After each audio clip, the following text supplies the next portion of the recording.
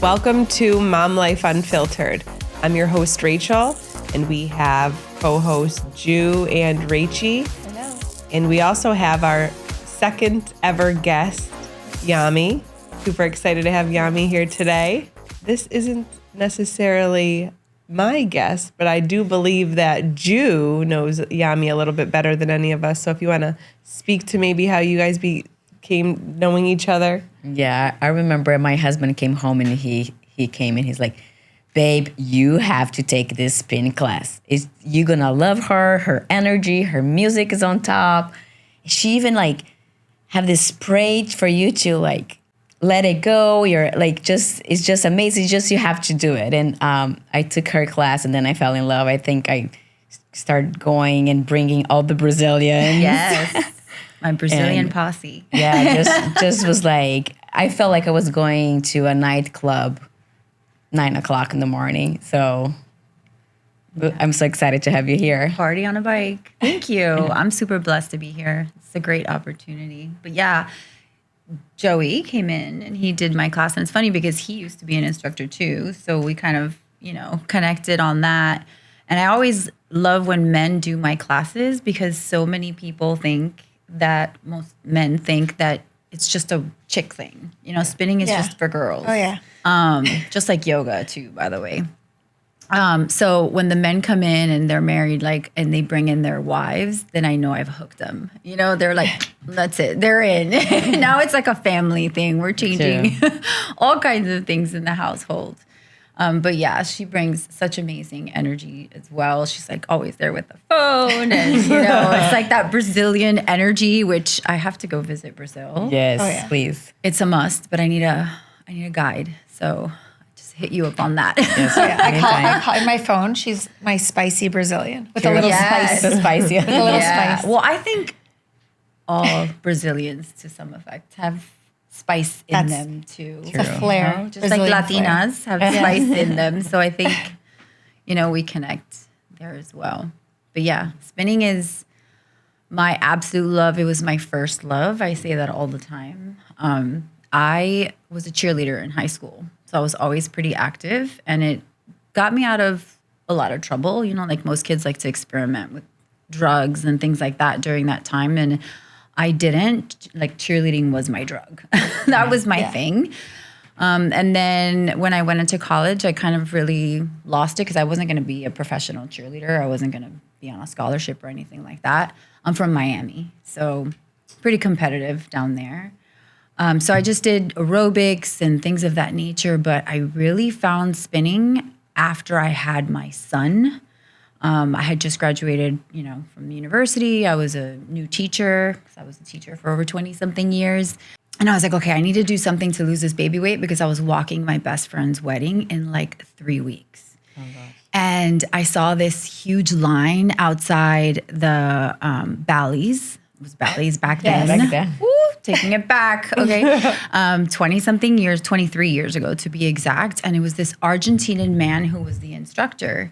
And, in Miami, everything it's a FOMO, right? You don't want fear of missing out. You don't want to miss out on what's going on here. And so I stood in the line, I took the class, and I was hooked. He wasn't, he was older. I want to say maybe he was in his 40s at that time. And I was 23. So you would think I wouldn't be able to relate to him, but the way that he taught, it was so fundamentally sound, the music he used. It was just, I was able to transport myself to another place. And so spinning became my sanctuary, my safe haven. And so I did that for a while.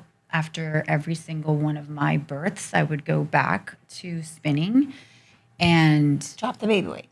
Yeah, definitely. Actually, they had to take in the dress. The wedding that I was walking, they had to take in the dress. That's amazing. Yeah. Why was there a pause or a break in you doing it? Why didn't you just do it the whole always? Or did you you said After you would I go found after it? you would have your well, babies, during you would my go. pregnancies, I did not step foot in a gym. Okay. I ate what I wanted. She enjoyed pregnant life. I enjoyed yes and no. I enjoyed it food-wise, but in terms of being pregnant, like these women now that I see online, and it's so beautiful to see them. It's very empowering, and it's beautiful to see them like in their glory and essence. But that wasn't my experience. I felt like an incubator, like my body's being used right now to grow a human, So that's the way that I felt, and I felt like during those 9 months, it was a break from having to look a certain way or feel a certain way. I could just be, But then after I had the baby, it was like, okay, we're losing the baby weight. It's time to get back on the saddle. But again, it was mainly more so, yes, it helped physically for me to lose the weight and just stay fit. But it was more of a spiritual and emotional break for me. Like it got me out of the house. And not thinking about the laundry, the dishes, and all of that. It was just me time. It was time for me to do it, just be by myself. And so I did that for a couple years, just taking classes. And then I was like, you know what? I could do this. Like I could teach this. And I started after my last daughter was a year. So I got certified and I started teaching it, and the rest is history. How many kids did you have? I have 3. 3 kids. I have a son who's about to be 23 years old. Wow. I have a daughter who's 21.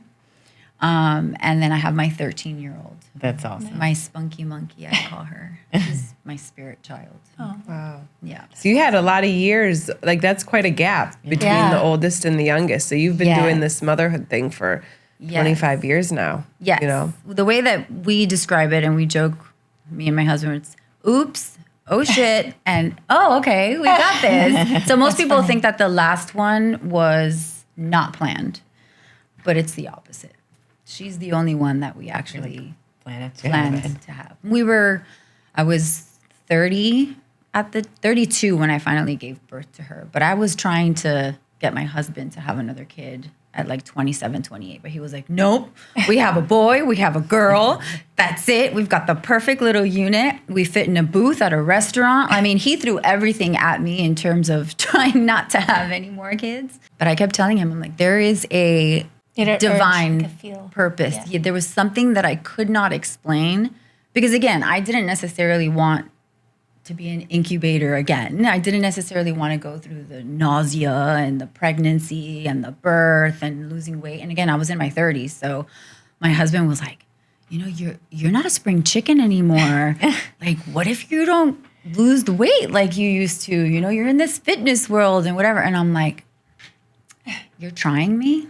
Watch me. Right. It turned out I ended up having a better body after my 3rd kid than I had after my other, my 2. But yeah, so there was a spiritual thing that was going on. And he was like, I'm praying to God that he changes your mind. And I'm like, well, I'm praying to God that he changes my mind too. I cannot explain it. And then when my daughter turned 5, it all came full circle. It took many years. It took a couple years after for me to realize what was actually going on. But her turning 5, my last child turning 5, I was 37. It just brought everything together. So what age did you become an instructor at? That's a great question. You make me do math. So she, or when did you become an instructor? I had her in 2010, so 2011. Okay. Yeah, so 13 something years I've been teaching. Now I'm scared of Joe listening to this because that in my house is the opposite.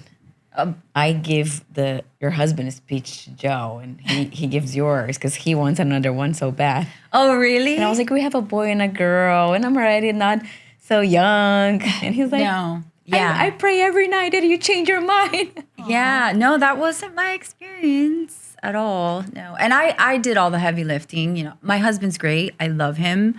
But he was the one that was going to work, and he was the one, that was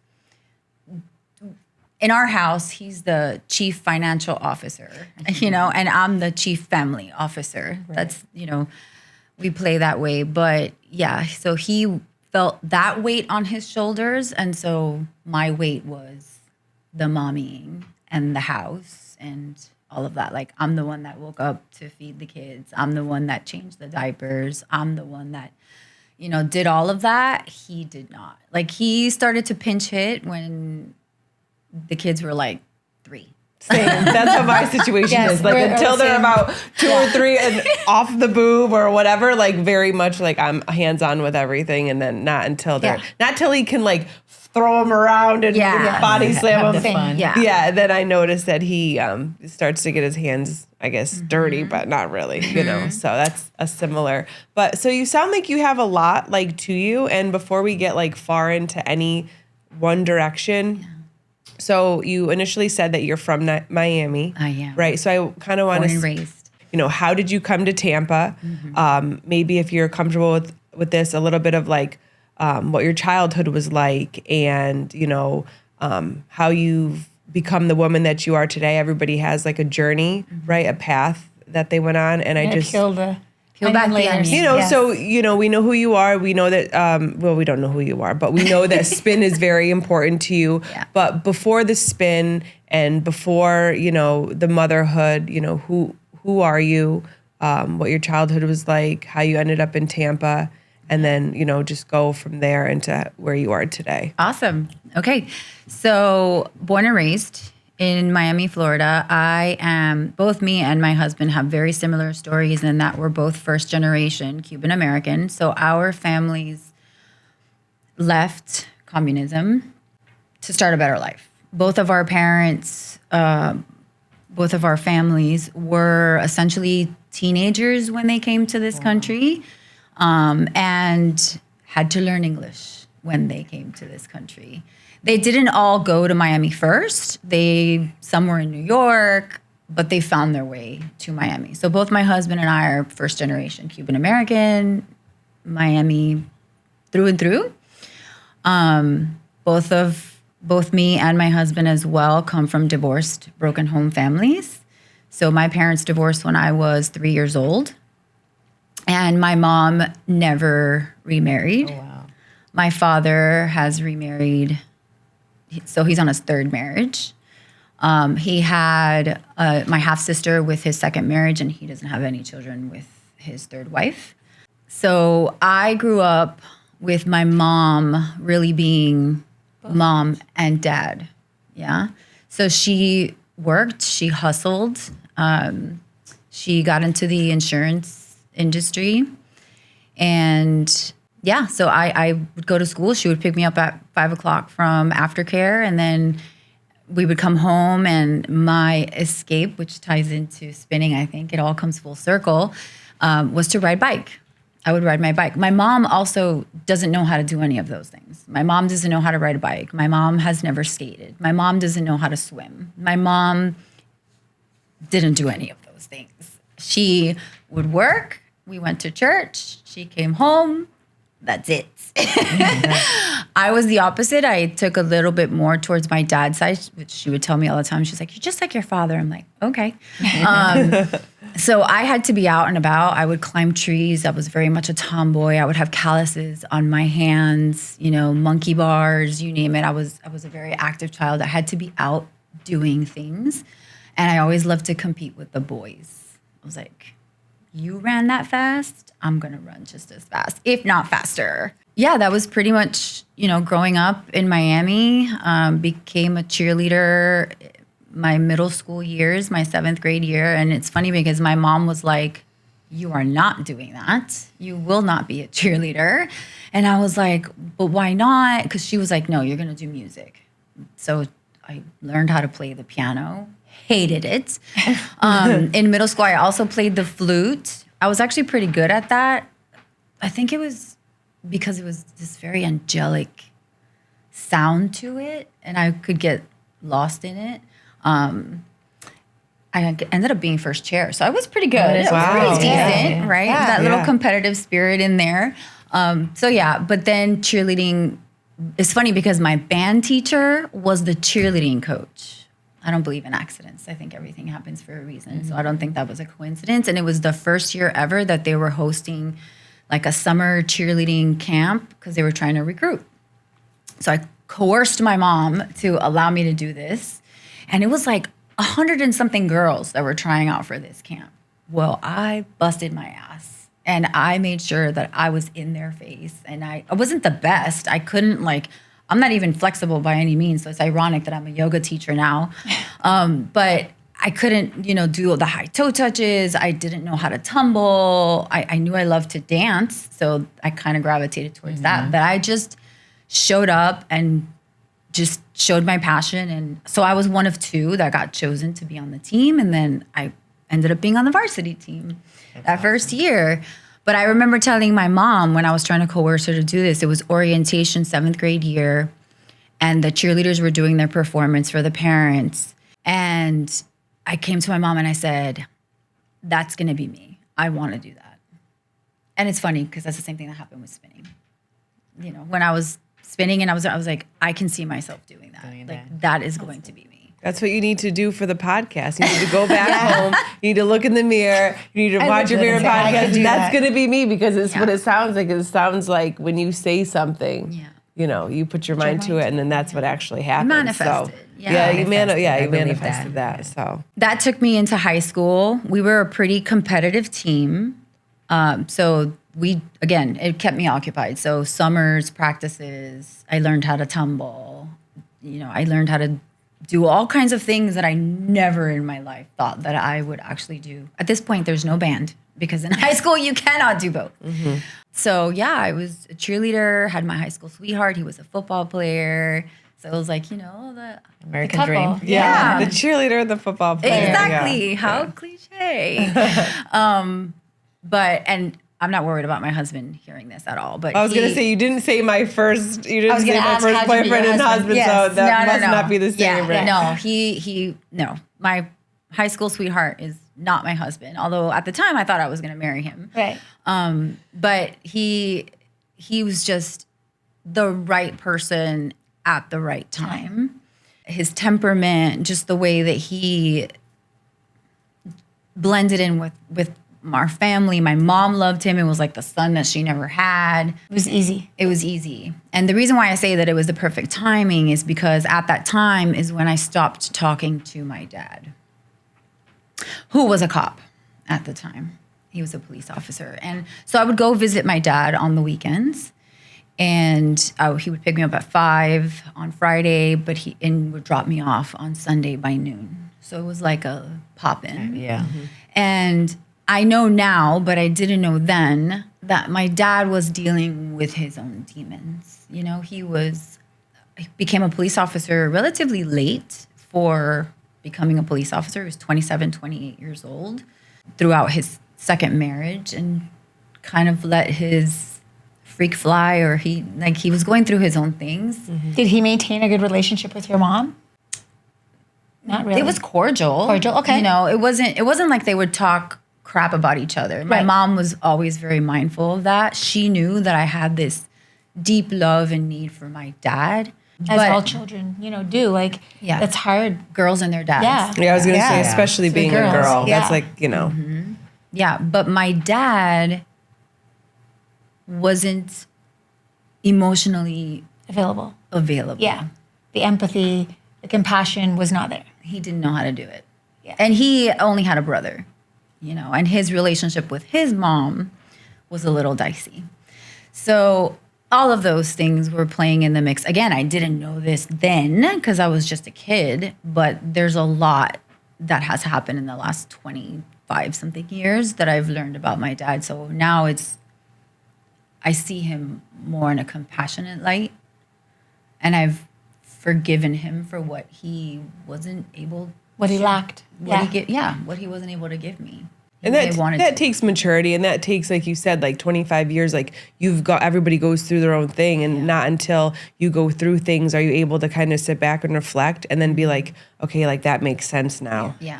I'm in a similar situation, and now I can see why it would be hard to do certain things. But, that is all a learning experience, But of course, not knowing those things in the time that you were in it, I'm sure it caused pain.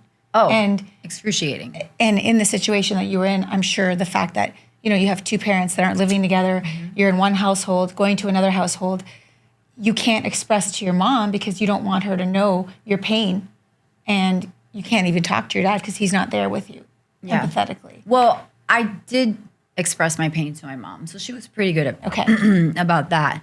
So she was very, very much in tune to how I felt about what was going on with my dad. And even when I chose to stop talking to him, you know, she was like, "Are you sure you want to do this? Like, he's your dad. Like, you really need to like That's nice. talk to Yeah. him." Yeah, Yeah. supportive. My mom is Very mature. yeah, she's a great human. You know, she's a very godly woman. But yeah, she's a great human. She's not perfect. And we've had our bumps, you know, along the years, which we'll get to why we're here in Tampa and all of that. But yeah, so Mike was there at the right time because he helped me through that. Because in my mind, it was what I was saying to myself, the story that I was saying to myself was, if my dad didn't love me, what man is going to love me? And that stayed with me for a very long time, even with my husband. Oh, wow. Yeah. It's like deep-rooted trauma. Oh, yeah, 100%. And a lot of mistakes were made along the way until I met my husband. And even then, like my husband, when I met him, I was not looking to be with anybody. How old were you when you and your husband met? I was 22. So you were a baby. Yeah, I was 22 and he was, was I 22? Yeah. No, I lie.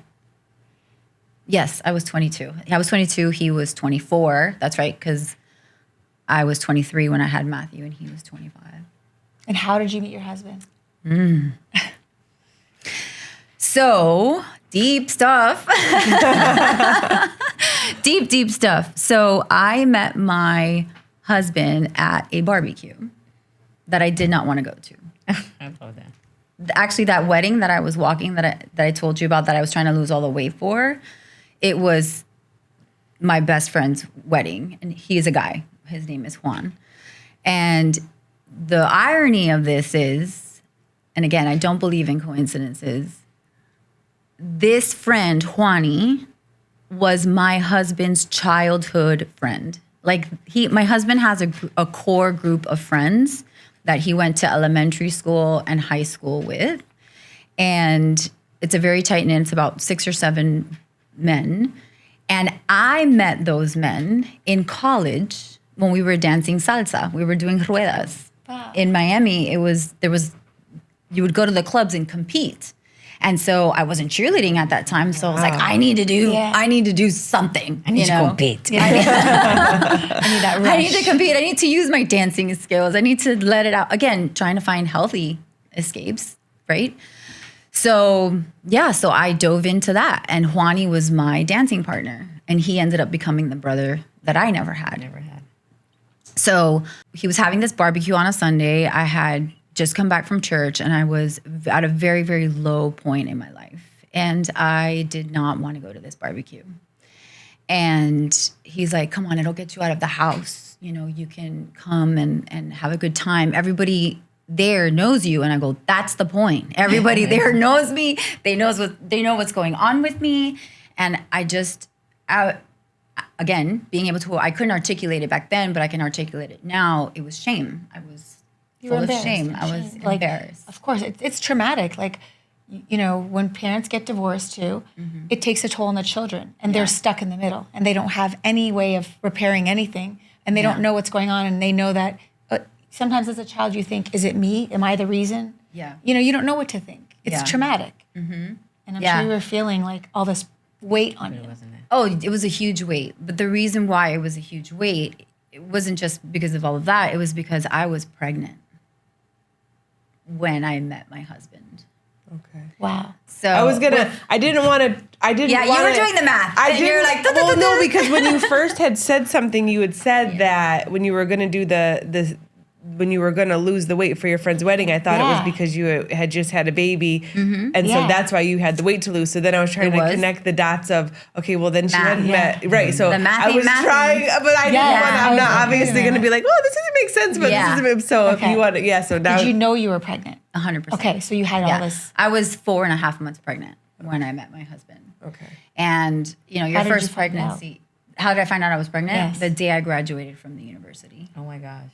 I had missed my period, and I was like, what is going on? And I took a pregnancy test. I took 2, I took 3, and I was pregnant. So was it Michael's child?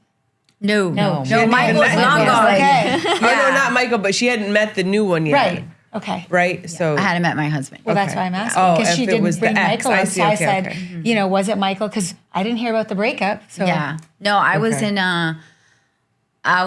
a relationship with an older man. I met him when I was 21, and he told me that he was in the process of a divorce, and it was all a lie. Yeah. So again, it ties back into this self-worth issue. If my dad doesn't love me, who's gonna love me? So I was chasing.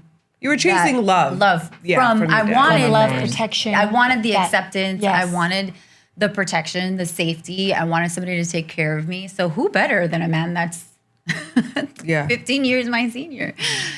So he also lied about his age, by the way. Not cool. But yeah, so we were together for about a year, took me to divorce attorneys, did the whole dog and pony show, and it was all Yes. lie. And then as soon as I got pregnant, he was like, Bye. so you need to abort this baby. 'Cause I'm not leaving my wife. No, Right. what ended up happening though? Did he end up? Was the whole divorce thing a lie? And he was. Not, in fact, It was, of course, it was a lie. Yeah. And yes, he stayed with his wife. And I looked at him and I said, because he tried to, he had came to the house and talked to my mom, and he tried to dance around it and kind of stay around, but I could see right through him at that point. I was like, you're full of shit. You're a dirtbag. I'm done. I'm Yeah. done. You think I'm gonna be your mistress? Because that's hell he no. actually suggested that, and I was like, no, you I'll take care of you. have a You life. over here. Yeah. Just never. Yeah. Yeah, I told him, I was like, I am going to have this child because it is not the fault of this child that I have all these self-worth issues, or I'm dealing this is on me. I'm gonna raise this baby. I'm a grown-ass woman. I have a degree. I'm gonna be a teacher. I got I this. can do this. I'm gonna do Did your this. dad know? Yes, I did end up telling him. He did know. Okay. What was his He reaction? did not shame. Yeah. Again, he's not very verbal. So he didn't shame me. It wasn't negative, but it wasn't positive. It was straight down the middle. I know my grandfather, his dad, he didn't talk to me for a while. It was like a disappointment. My mom's side was a little bit more compassionate. But I think tad. cultural wise, that's probably Very like traditional. Yeah. no, well, frown, not I don't want to say frowned upon, but usually they do go more of a traditional route to where that wouldn't have been super accepted. Well, and I grew up in church. Yeah. I was Yeah. I grew up I in grew up in Presbyterian Catholic church. church. So my mom, Bible thumping, as square as you can get, very pointy Right. edges. There's no squiggly lines with her. So So you met your current husband I at met this my current barbecue. husband at this barbecue. I'm on the couch in overalls. My hair was shorter, no makeup. down. Just, Yeah, it was just Emotional. barrettes in my Yeah. hair. I mean, when I tell you that It I actually had sounds like a cute outfit. It sounds Overalls cute and for fall, barrettes. too. I was barefoot, sitting Indian style on the couch, crisscross applesauce. I think saying Indian style now is Oh yeah. politically incorrect, but sorry. So I had this. I'm not available. Don't bother me. Don't bother me across my face. Everybody was outside drinking. I'm pregnant, so I can't be drinking, So he walks in, looks at me, shakes my hand. He's like, "Hi, I'm Roy." And I'm like, "Hi, I'm Yami." Goes outside, grabs a beer, speaks to his buddy. He was a baseball player, so he was chasing his baseball dream. And at this point, he had stopped being a baseball player.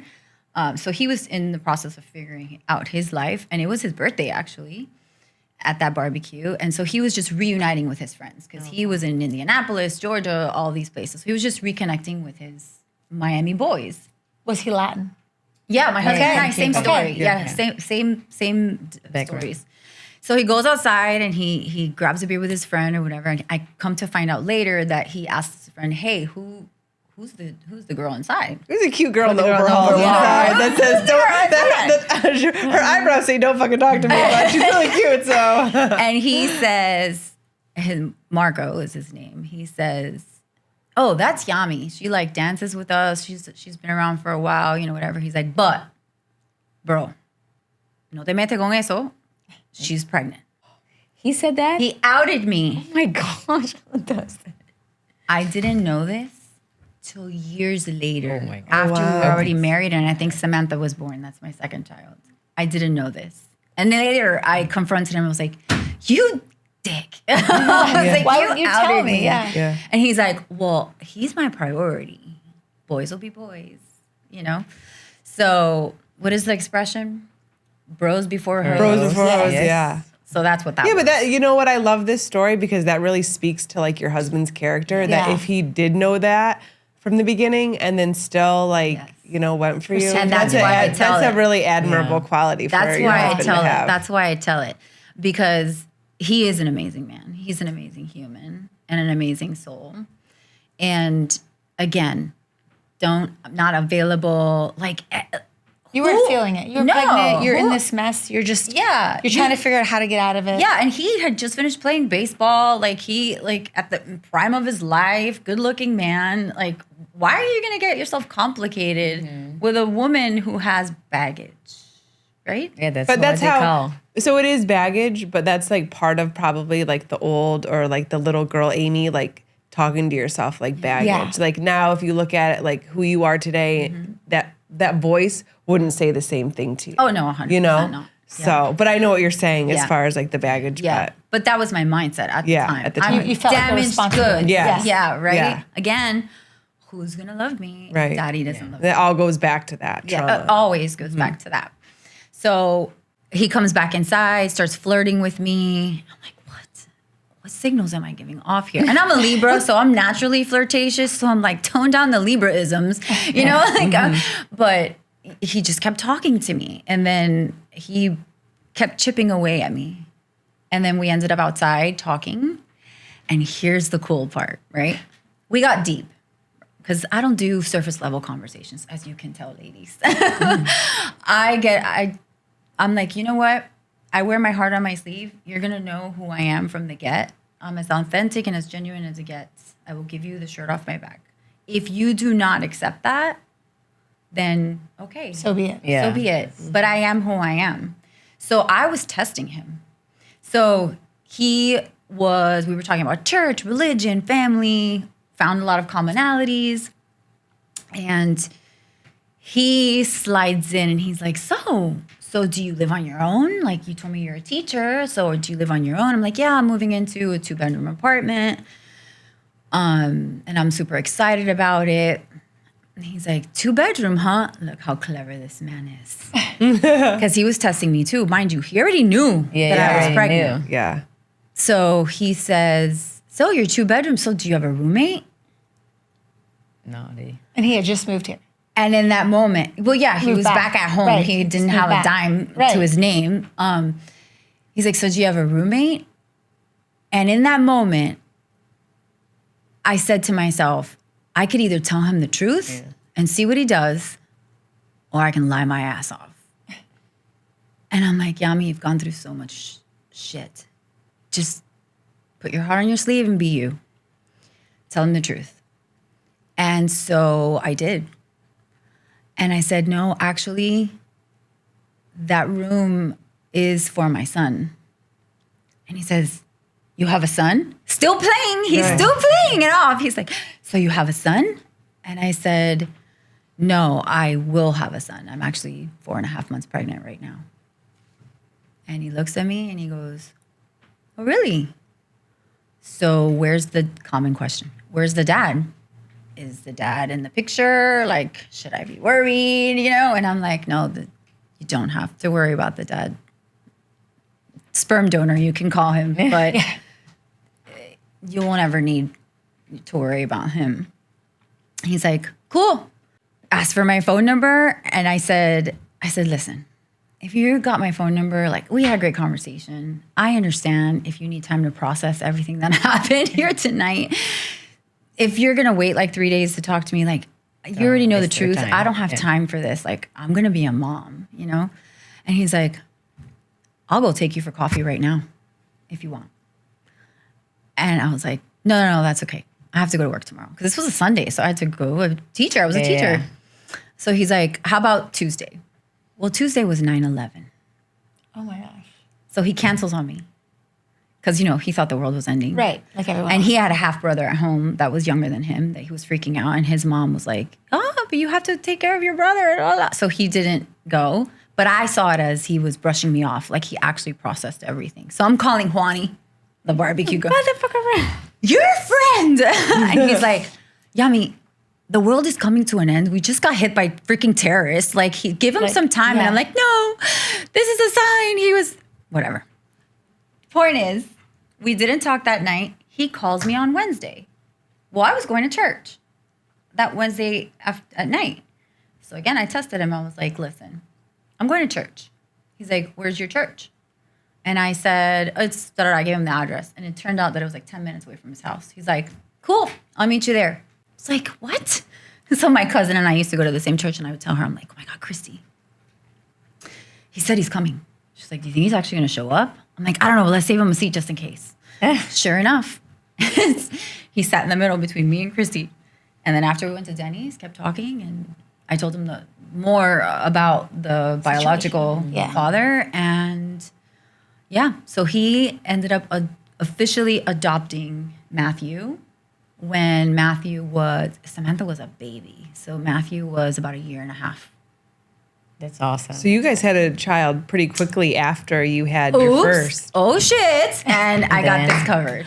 and then you convinced Samantha him. was definitely a huge, It was like, oh shit. it was a big, wow, punch in the gut type of thing. Like, cause he just started in banking. He started his career. Like we started to make like good money. We were settled in the 2-bedroom apartment. Now we're gonna have to divide the extra bedroom into, you know. So how long after the church event you guys got married? So he asked, okay, so I gave birth and he was in the room.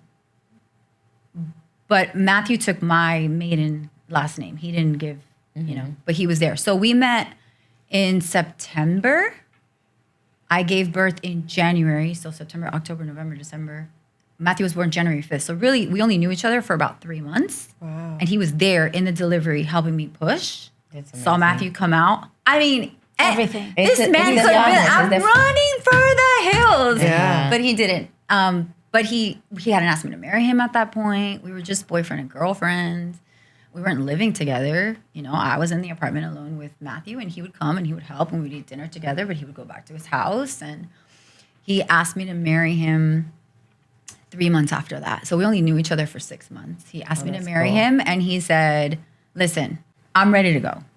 I don't want to do this 2-year extravagant. Like, I want to start my life with you now. I want you to be my wife. He's my son. Like, we're doing this. We're starting a family. So we got married 3 months later. So in total, 9 months. I met him 9 months Wow. later. We were married. And the original father never came back around and interfered or He got anything? served with the adoption papers, Okay. and he never showed up.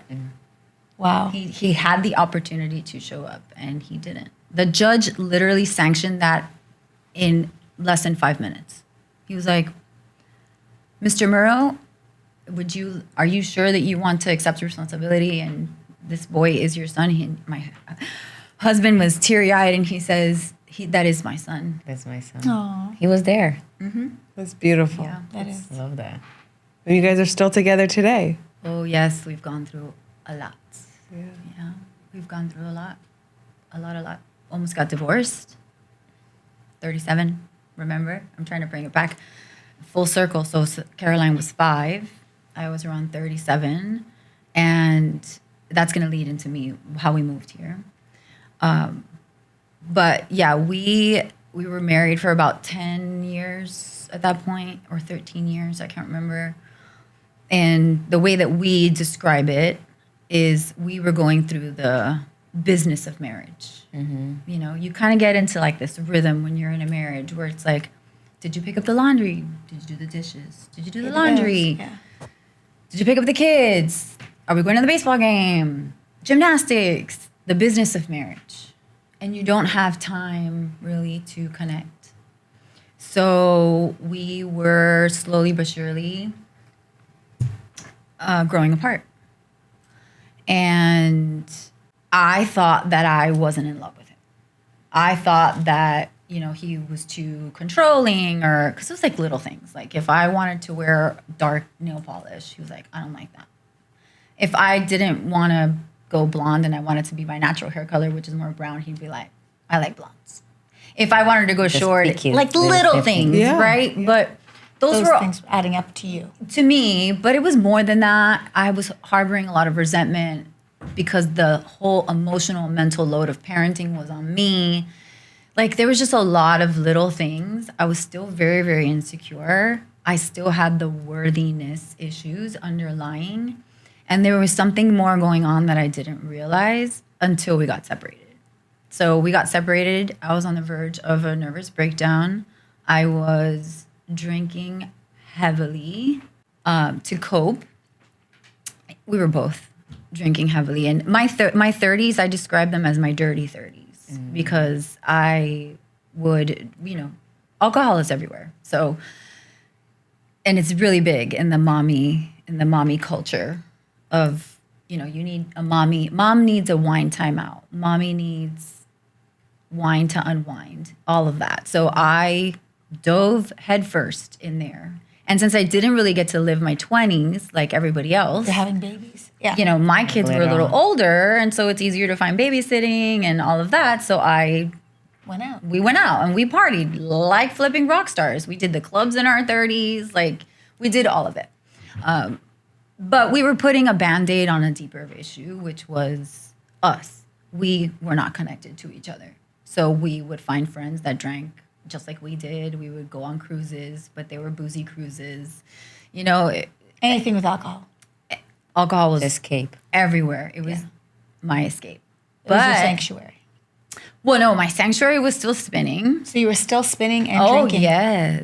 Oh, yes. And that's the thing. And that probably tricked you a little bit because you felt like you were still healthy.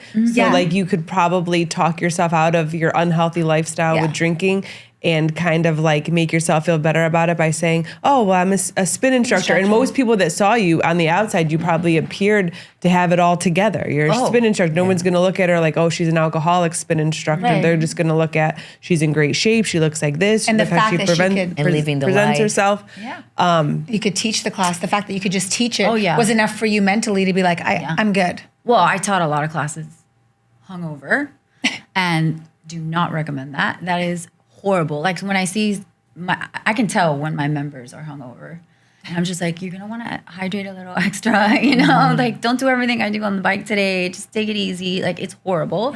But yeah, it absolutely 100% tricked me. And towards the end of that time, 37, 38, you know, your metabolism changes as you get older. You don't process alcohol the way that you would in like your 20s. And I felt like a fake, like a phony. Like here I am, this beacon of health, of fitness. And you're right. On the outside, everybody thought like, oh my God, Yami, you've had 3 kids. Like, how do you look so great? Mind you, I was 20 pounds over what I weigh right now. So, and that's all because of alcohol. And then, you know, you drink and then you need to eat all the salty, fatty foods because that's what your body is like, I don't have enough nutrients for me, you know? So it all piles up. Yeah. But we separated, and I, again, thought that he was the problem. I was for sure 100% thought that we were going to get divorced. But again, he's clever. So he would be like, you know what? We need to talk like finances. Like, how are we actually going to do this? Like, do we want like a messy divorce with lawyers? Or like, how about we try like a mediator? I want this to be as easy as possible for the kids. So why don't we talk about it after I drop the kids off at your mom's? And we'll just talk. Well, those talks were us actually connecting without having the burden of being married to each other. So he had gone to Costa Rica on a bachelor party. He told me all the stuff he did. I had gone on a cruise with a friend. So it was like we actually were able to talk to each other as friends and be super, super vulnerable. I mean, completely vulnerable. With no kids there too. With no kids. And the kids are your mom. Exactly. Like that's what was missing It was that alone the- time, that In connection. the marriage. That connection. Yeah. Yeah. So that's how it started. And then we ended up starting going to therapy. And this is where, boom, everything opens up. And the reason why I truly believe that Caroline is here. So I had my therapy session by myself. And at this point, my husband was like, okay, this is we're really gonna get divorced. Like, she's not giving. I've tried everything. Like, he changed. He's a different human when we got separated. So I went to this therapy session reluctantly. My mom was begging me to go to this man. And so I went to this man. Within 45 minutes, he had pretty much pinpointed what the core of my issue was. And it was that I had been sexually assaulted, sexually abused when I was 5 years old by my neighbor. Oh, wow. And you carry all the weight. Did your husband know about that? Like, did your husband know that had happened to you when you were 5, or had you been holding on to that? Like, No, as I didn't know. I didn't realize that that's is what it was that had happened happened to you. me. You had processed it and internalized it, or people are clever when they they sexually manipulate. abuse Yeah. children. Yeah, they're poachers. So you might not even have known that's what was happening to you. So you were unaware your whole life Yeah. that that's what happened. But And yeah. what's sickening was that it was a father. It was my neighbor. It was a father who had 3 kids, a son and 2 girls. See? I'm pretty confident that he was sexually abusing his kids. Oh, my gosh. I'm even more confident that he was grooming them to get other little kids to come little over kids to do to come that. to the house. Yeah.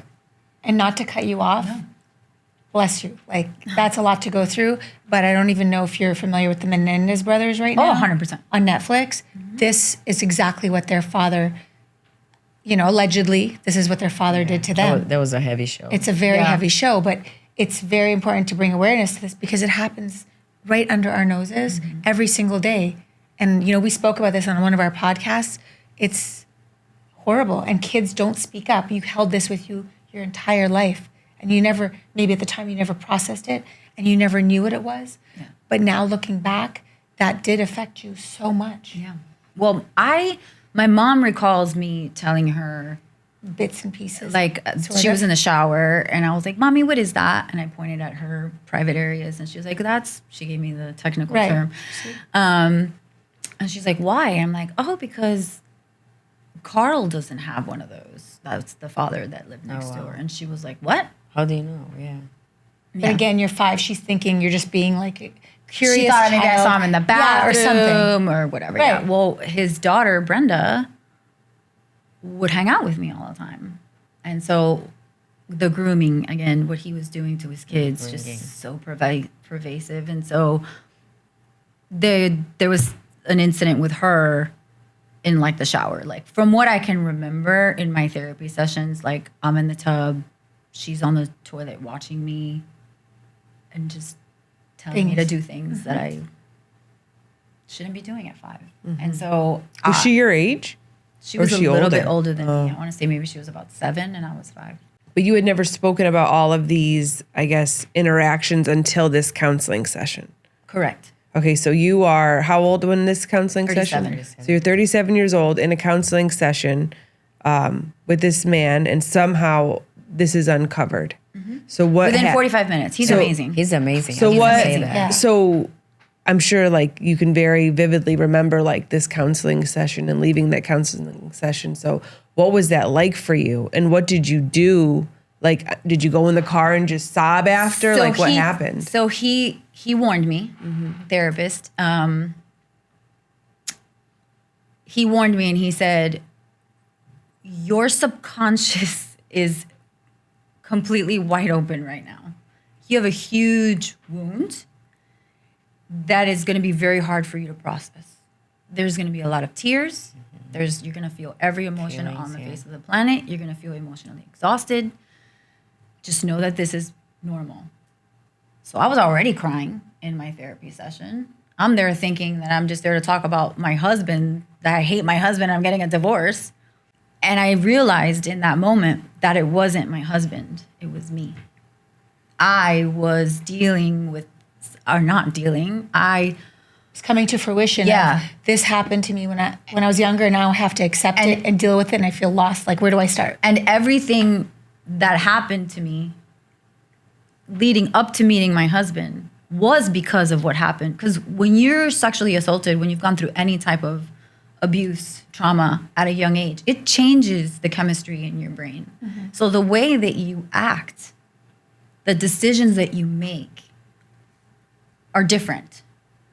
So, you know, you have tendencies to being more promiscuous, a little bit more risky behavior, hence why I was with an older man and was able to lie to me and tell me that he was getting divorced, when in reality that wasn't true. Because the poacher made you feel safe and then lied to you by hurting you.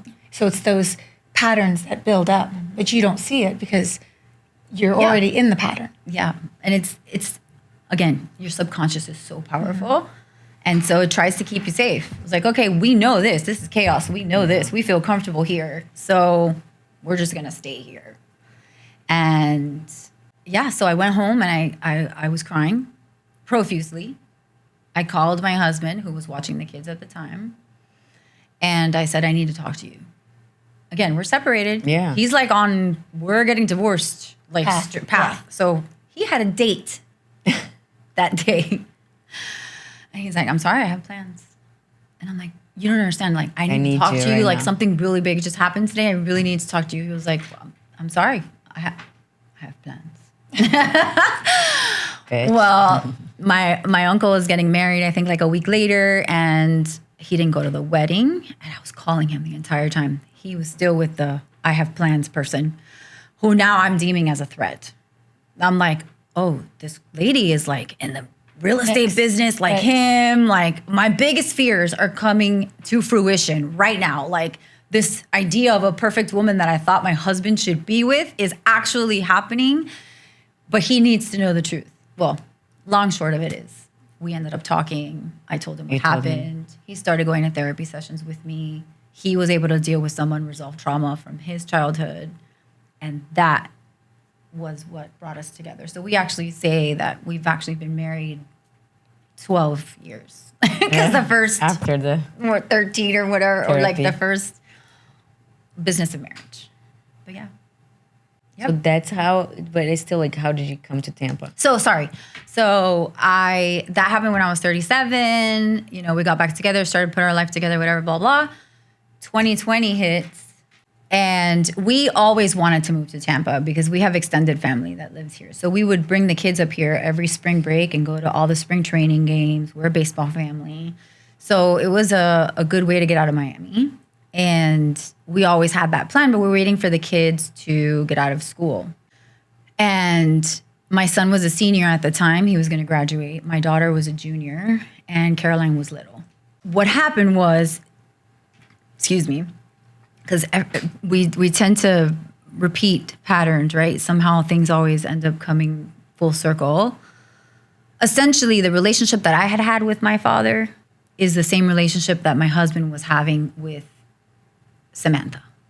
They did not get along. They were like oil and water. She reminded him a lot of his mom. He had no emotional, like, he did not know how to connect with her at all because her personality is very much like in your face. Like, she is very tenacious, very strong, very vocal. Matthew is not. Matthew holds things in. He blows up after, but he holds things in. And Caroline is she's kind of like a hybrid of both. She's just like a wonderful, like, spirit. But Samantha, growing up, was a difficult teenager. You know, she thought that she was like our equal. And again, I was drinking. And the only time that I could show her affection was when I was drunk, and I would go into her room and I would tell her that I loved her and that I thought she was amazing. But I couldn't do it sober. And so that made her feel unsafe. So her relationship with me wasn't necessarily on solid ground, and she felt completely disconnected to her dad. And so it was a stupid fight that happened over taking Caroline to her then boyfriend's house and all of that stuff. And my husband and her got into it, and it was pretty explosive. And she walked into her room, got her shit, walked out, literally said fuck you to us, called my mom to pick her up, and she didn't talk to us for 3 years. How old was she? She was 16. Oh wow. And you were still in Miami, or you were at We were in Miami when this happened. Okay. And And your marriage had just gone back good no, at the time? we Or that had was during... we had already been together for a while. Okay. So 5-6 years. I don't know. The math Right. doesn't quite whatever add up. But yeah, we had already been together for a while. So we were pretty solid. He and I were solid. But now we have this crisis of our daughter who is like, she's not just pissed off, she's done. Okay. And who the hell? What 16-year-old has the right to sit there and tell her parents, fuck you, I'm out, you know? But she had refuge with my mom, which then caused a whole other deep-rooted resentment towards my mom. Because again, I was like, I'm your daughter. You need to support me. Which goes back to the sexual assault. Right, like where were you? Because she didn't call the cops. As a matter of fact, a neighbor that lived behind us ended up calling the cops and DCF on that guy. But my mom didn't. And my dad was a cop. Right. He could bury bodies, you know? I mean, come on. Yeah. Which That my was going to dad be my question. Like, did you ever follow up with that? which my dad swears that my mom never told him, but my mom swears that she told him. So I'll never know the truth. Yeah. But either way, both parents failed me in some regard. They didn't protect me. So here, 20-something years later, I'm having this crisis with my daughter, and I'm like, Mom, I'm your daughter. You need to back me up. I know I'm not the best parent. I know I'm going through my shit right now, but I need you to support me even more now. Not take my kid and let her know that it's okay to stay in your house. Like, that's not the way that this works. So after many therapy sessions with Samantha and Matthew and my mom, the same therapist that helped me go through my trauma, he was like, she's not coming back. She'll never again live in your house. Yeah. And did she? No? How's didn't. your relationship with her now, though? Amazing. So how'd you get back to that place? Oof. So it took 3 years. And in those 3 years, there's a lot of tears, a lot of heartache, a lot of pain. But there was a lot of time for healing as well. A lot of reflection. At this point, I had already stopped drinking. And just my whole world went upside down in a positive way. I was actually able to heal both my husband and I. And the way that it happened for her to come back was through Caroline. She wanted, because I never stopped her from seeing her sister. Yeah. You know, even though she didn't want to talk to us, we always wanted her to talk to us. So she came up to come see Caroline and take her out with her new boyfriend, which I truly believe is going to end up being her husband, and which he's Roy 2.0. Oh, really? Everything comes full circle. Yeah. I love Life that. has a way of repeating itself. He's also following his baseball dream. He's also Cuban. You know, very similar situations, and the way that he thinks and acts is very much like my husband. So I look at him like, you're Roy 2.0. And Samantha hates it, but she knows I'm right. So, you know, we marry our dads. Yeah. Yeah. To a certain degree. But yeah, she came to pick up Caroline. She did this whole thing. And then nada, she went back. She was leaving. She had a Halloween party to go to with her boyfriend back in Miami. And I called her and I said, hey, you know, your dad, we're going to do a fire pit. Your dad would really like you to come back and talk. And she's like, well, we kind of have plans. And Rams, she gave me some excuses about her boyfriend. Well, this boyfriend is amazing too. And he told her, listen, he said, I love you. And I know that what you really, really want is a relationship with your dad. Forget the party. Forget what I have to do with my dad tomorrow morning. We'll drive at 3 a.m. so that I can be there. Let's go back and talk to your dad. But it's your choice. Around the fire pit, hugs, kisses, tears, I'm sorry's. You know, she apologized for being a hormonal teenager and disrespecting or doing like her, you know, what she did, you know. She gave her explanations. We told her we loved her. And now she's like, she talks to my husband every day. They're thriving. Yeah. I mean, mature it's now. Sometimes you have to hit rock bottom Oh, to get to a point where you're just like, this is what it is. And Yeah. you don't have these reserves about speaking up or saying things, and you can connect. yeah. No, and their relationship is beautiful to watch. And they're so much alike. That's cute. That's why Hello. That's why they butt heads so much. But they're so much alike. And, it's a different relationship. She's an adult, she has her own apartment. She has a great job. She's tenacious. Like I have no doubt that she's going to end up running her own medical office at some point because she's already on that track. She's a medical assistant right now. Like I said, like I know she's going to end up getting married and being an amazing mom. She wants like a farm of kids. I'm like, good luck with that. But yeah, so that's how we ended up coming to Tampa. And Tampa really has been just another beacon of healing. I started to teach yoga here, which is all part of the healing process because it helps me to unwind without wine. There's so many healthier ways that you could deal with hard emotions, and yoga really has helped me with that. So I want to have you back on because you have like a really wonderful story, and I think it could speak to a lot of women, mothers, and even if they aren't, mothers, just a woman in your same situation, especially with like drinking and fitness and just like all of that. So I definitely would like to have you back on as a guest because you just have a lot to share.